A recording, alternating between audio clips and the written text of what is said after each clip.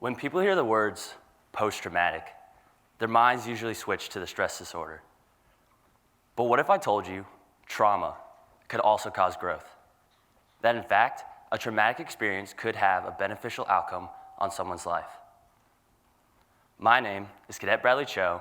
I'm a senior or firstie here at West Point. I'm here today to talk to you about positive change centered around the idea of what psychologists call post-traumatic growth.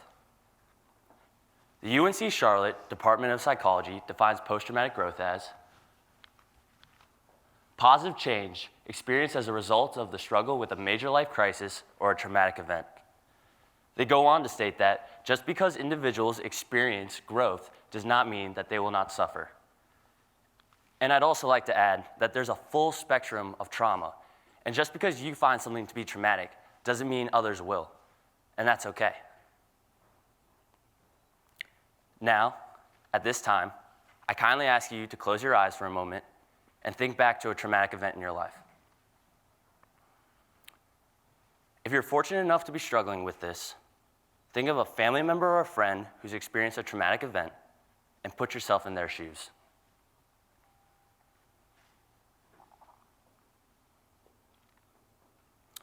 I'm not going to ask you to share your experiences with me, but instead, I kindly ask you to put those thoughts in your back pocket and allow me to open up to you. Now, with your eyes closed once more, picture this. There I was at 7:45 in the morning, laying down on my school's cold tile floor, bawling my eyes out. I had just received word that my best friend had killed himself. Alone, empty, afraid. I was immersed with these emotions and I couldn't move. I was petrified by disbelief. You can open your eyes now. I come from a military background.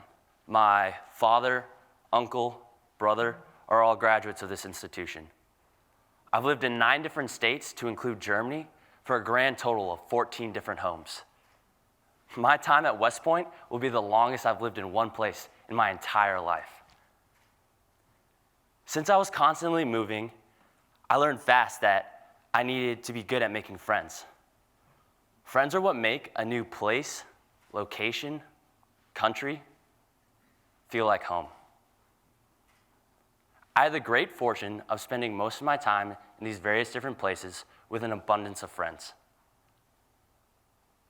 But that wasn't always the case. There were some times I would get to a new place and everybody already had their friends. And they weren't looking for any new ones. Those were the times that hurt the most. When I moved back to the States after living in Germany for 3 years, I had a horrible time making friends. I spent the entire summer alone. Over the course of that time, my confidence in myself deteriorated. It got to the point where my mom actually had to force me to try out for the golf team that summer because I was too afraid to leave the house. Thankfully, my time in the States got better after the first 2 weeks of school when I met my best friend, who, to my surprise, lived right across the street from me, Ethan Griffith.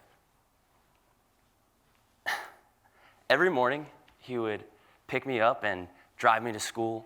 We'd rap the newest songs from our favorite artists along the way. Ethan finally made me feel welcome.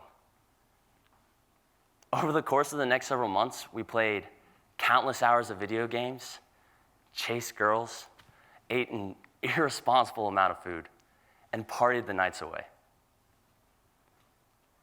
On the weekend of my birthday, Ethan was out of town and he had texted me saying we'd celebrate once he got back. And a couple of days later, he had sent me a text and asked if I wanted to hang out. But I had to turn him down due to prior obligations. And that's the last I ever heard from him.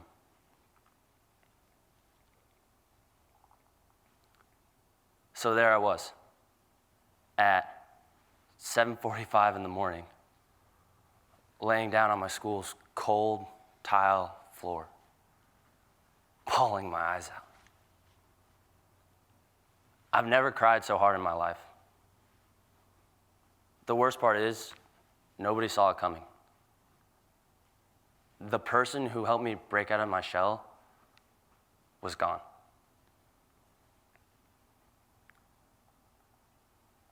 At this time in my life, I was a renegade, a misguided adolescent who didn't give a damn about college. I wanted to live each day like it was my last, and I certainly acted that way. But this day, his death sobered me up. After mourning for several weeks, I decided something needed to change. I began to focus more on school, cut bad habits, and began to focus on the positives in my life. I began to work and help others because that's what Ethan did for me. This became my rock, rooted in the belief that I could overcome any adversity now that I had faced this challenge, knowing that I could carry on my friend's legacy in a positive manner. But how do we get to this positive change? Unfortunately, I don't have the secret formula for you. But what I can tell you is what helped me get there. 1, smile. This one's as simple as it sounds, but there's something special about wearing a smile. The facial feedback hypothesis states that contractions of the facial muscles not only relate to others what they are feeling, but to themselves as well. So basically, fake it till you make it. 2, change takes time, so stop looking at your watch. As much as I'd love for this to be an instantaneous process, it's not. Trust me, take it from a guy whose only consistency in his life has been change. Just keep looking forward. It'll only get better. 3, foundation. Find what keeps you level, whether that's family, friends, faith for some. Use them as your platform to grow. 4, the glass should always be half full. No matter how bad of a situation you may be in, remind yourself of the positives in your life. A situation can instantly be made better by the attitude you bring towards it. 5, you have a choice. You can be defined by your traumatic event, or you can redefine your traumatic event. It all starts with you. I need you to tell yourself, I'm gonna be okay. I will get over this. I can prosper. Before I leave you today, I kindly ask you to close your eyes one more time. This time, raise your hand if you or someone you know has experienced a traumatic event in their life.